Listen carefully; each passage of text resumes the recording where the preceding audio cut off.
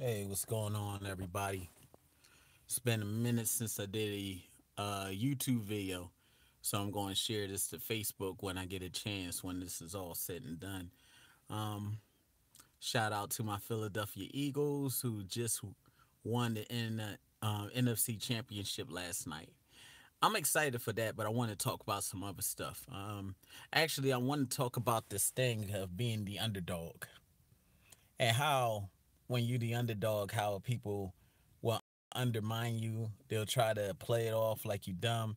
They'll try to make it seem like you're not going to get anything. Just like the Philadelphia Eagles, Philadelphia people have a story. A lot of us Philadelphia people are underdogs. And I'm not going to go into the juvenile thing, how tough my city is, how things like that. I'm not even going to go into how I grew up because right now that's irrelevant because I'm living in the now. I'm not living in the past. But I am going to touch on my past a little bit.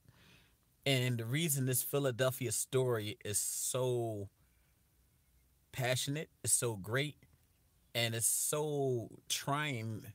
This is the moment right now that you have to reflect, especially if you live in Philadelphia. Now, what is the underdog? An underdog is someone, and this is just my definition of this. This ain't the official definition. The underdog is someone that somebody deemed as less than or lower than, or never is going to amount to anything. For instance, black men in this country, they try to make us the underdog, but we're not. We are escalating to a higher consciousness. We're escalating into better health, and we're escalating into better wealth. But yet, the narrative of the TV, the narrative of the news, media outlets, they all want to charge us as being the underdogs. We'll take that.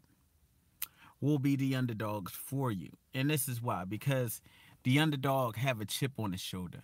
The underdog have something to prove.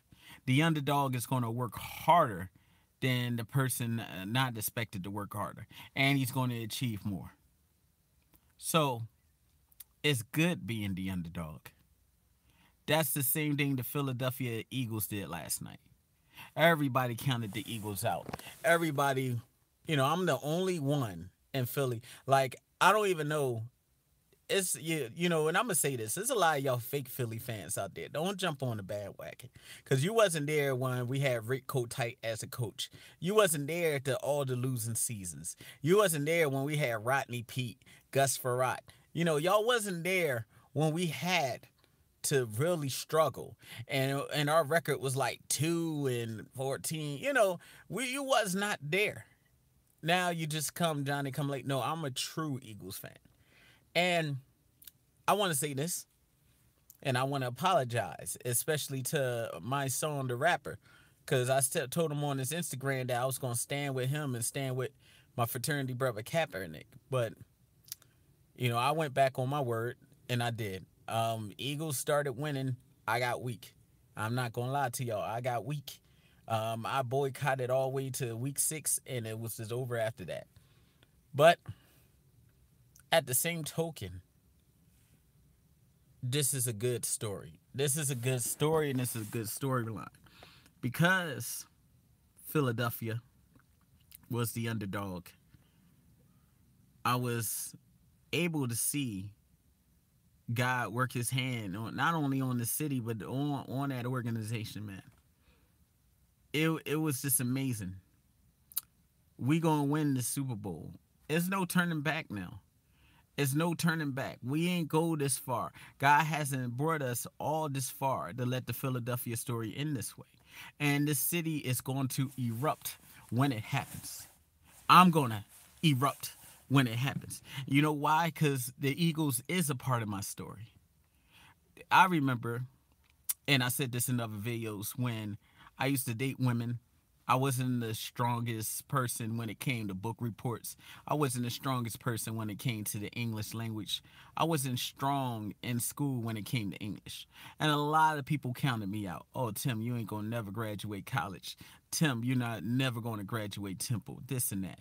Not only did I graduate at Temple, but I also graduated Strayer with honors, got into a doctorate degree, which I took some time off because I'm building my business. So I'm a part of that Philadelphia story. I'm a part of the moms and dads telling me that I wasn't going to be nothing. I'm a part of that. I'm a part of aunts and uncles like, well, you ain't going to accomplish this. I'm a part of that. I'm a part of so-called girlfriends, people I was dating, speaking death into my life. But when I decided to tell myself yes, I started accomplishing things.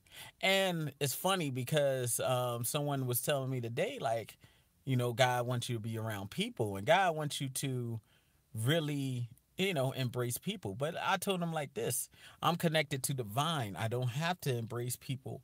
I don't need new friendships. And let me tell you why. Unless the friendship is going to be with us doing something fruitful, because people got their own things they doing on. And people are mostly negative in this world. They always look at the lens of a dirty glass instead of a full clean glass. They look at the lens of everything's, going wrong with them. And when people, how can I say this? People will always blame other factors instead of blaming themselves, especially when it comes to dating and relationships. The Philadelphia story, however, that's why I love the movie Rocky. That's one of my favorite movies. That's the Philadelphia story. Like, Rocky never blamed anybody else. Rocky just went out there, worked out, did what he had to do, and got things done. That's exactly what the Eagles did. They went out there, did what they had to do, worked out, they got things done. Things will always be done when you work at it. You're not going to start off like Rocky. You're not going to start off like the Philadelphia Eagles.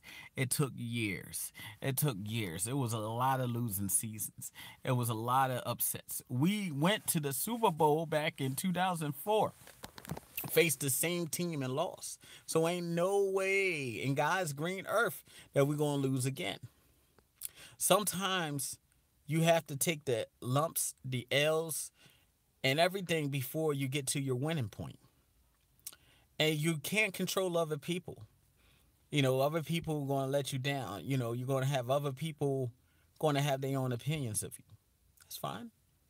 They're entitled to that. But like I told y'all before, the only word that's law in your life is your word. That's the only word that should be law, not anything else. So you got to understand, when you going to accomplish something, you got to do it, and you got to do it wholeheartedly. That's the Philadelphia story. That's the story of the underdog. They still counted me as the underdog. I remember going into, and I ain't going to say the name of the company, but I was working a company where I was, establishing and helping people get business loans. They look at me, and I'm older, I'm 36, but people look at me like I'm a kid, like I'm 23, 24, 26, because I have a youthful look. So when I come in there, I have knowledge, wisdom, and experience, but they look at me at the underdog. I can say maybe from my look, maybe from my weight, or whatever. Okay. But when I go blowing it out the water, then they just come up, oh, I didn't think you was going to be that good. That's cool. I knew I was going to be great. It's not up for you to think I'm going to be good. I knew that I was going to be great. And I know that I'm always going to be great. That's the Philadelphia story. People going to count you out before you even start. People going to count you out before you even get a chance to flourish. But you can't listen to people. And maybe I am antisocial. I'd rather be antisocial and be connected to God, where I'm listening to God and getting good things, than to listen to people and put poison in my life. That's the Philadelphia story. And I keep on saying that's the Philadelphia story because we got so many great people. My good friend Leslie, Freeway, I grew up with him. Meek Mills. You know what I mean? You got Will Smith. All underdogs. All came from Philly. Gilly the Kid. You got all these people, man. All coming from Philly. And one thing about Philly is that we don't stop, man. I don't care if we got scuffle or beef on the street. If we lose, we fighting that person the next day until we win. You'll never defeat us. Never. Because all our lives, especially the black men in the city, all our lives, we was told we was less than. We was told we was nothing. We was told, you know, you got to work harder than this thing. One thing I love about the Philly dudes and Philly culture, we learned how to hustle. We learned how to make things happen. We did. That's the Philadelphia story. When your mom tell you when you ain't nothing, that's the Philadelphia story. When your pops tell you when you ain't nothing, that's the Philadelphia story. When everybody counting you out, that's the Philadelphia story, man. Everybody don't have the story like me. They live comfortable lives where they still live with their parents and stuff like that, and they they live a life crowded in lies. You know, parents made it too comfortable for them. They got certain luxuries and stuff like that. I didn't have that fortune. I had to grind. Everything I got it on my own. I ain't have the luxury of getting wisdom from the parents and stuff. And one thing about it, I listened to a lot of Tariq Nasheed, and he was saying like him and Jesse Lee Peterson went at it. I didn't get a chance to look at it. Might not go and look at it because I feel like that's negative media right now. I just listening to things and listening to music to bring up my vibrations. But anyway, he said something that's real key. Because a lot of these so-called older people, not elders, but older people come by and they talk bad about you. So he said that everyone that is older is not an elder. I repeat, he said everyone that's an older male or older female is not an elder. And that's right. Because Philadelphia got a lot of that. I mean, if you smoke crack, there's nothing you could tell me about life. I'm sorry. I understand that you might have reformed your life or whatever. You may not be smoking crack right now, but why would I listen to something you said? If you were, a prostitute, a pimp, ex whatever, and your life is not aligned to what I'm doing. I mean, look, I don't even consider myself an elder or nothing like that. Like, I don't. I mean, I just, speak about the Bible. I study with you guys. I'm learning and I'm growing in the truth, but I don't consider myself an elder or somebody to revert. Now, if somebody come to me for advice, yeah, I would give it to them and I would give them my experiences.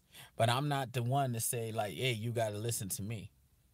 But how dare you, the people who smoke, drink, and just be merry, how dare you tell me that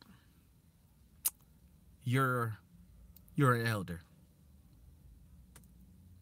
You're 50 and you live with your mom. You're an elder. No, you're not.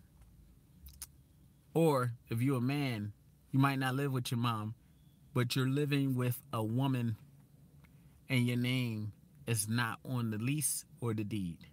You're not an elder. You're not.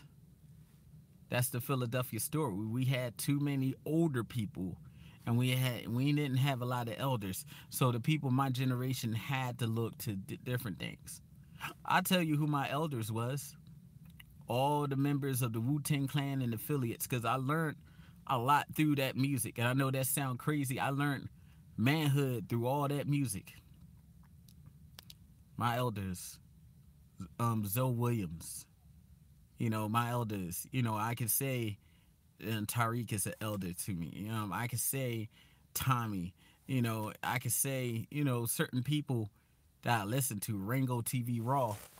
They could be elders. I haven't met them. Now, don't get it wrong. I just take everything. Oh, Professor Griff. Now I have met him. He's the elder. Now everybody, because I'm my own man, I take some of their information. I don't take it all. Because one thing about it is I do, for all those people that I've mentioned, I do have different opinions on certain things, what they doing. Now, I think they have a great deal of wisdom, but also when I can listen to their wisdom, but as a man, I form my own opinion and then I go forth. I'm not a cookie cutter. I don't have to follow a person because I like them. I follow nobody. I'm my own leader. But when I say elders, because these are the people that's telling me about some key vital things that I need to know. If you just sitting there and telling me how you used to smoke crack, that's not the wave. Not for me. But I don't want to divide from the original thing. We're talking about the Eagles. We're talking about being an underdog. It hurts. We always underdogs. But now we getting there where we are coming out of our shell and we are getting what we deserve. So I'm gonna end this. I'm gonna share this to Facebook. Philadelphia Eagles beats the Patriots in the Super Bowl. When you the underdog, you can say that. You ain't got nothing to lose. You ain't got nothing to lose. Just keep on grinding. You're gonna be the upper dog and not the underdog. All right, y'all. Talk to you soon. Peace.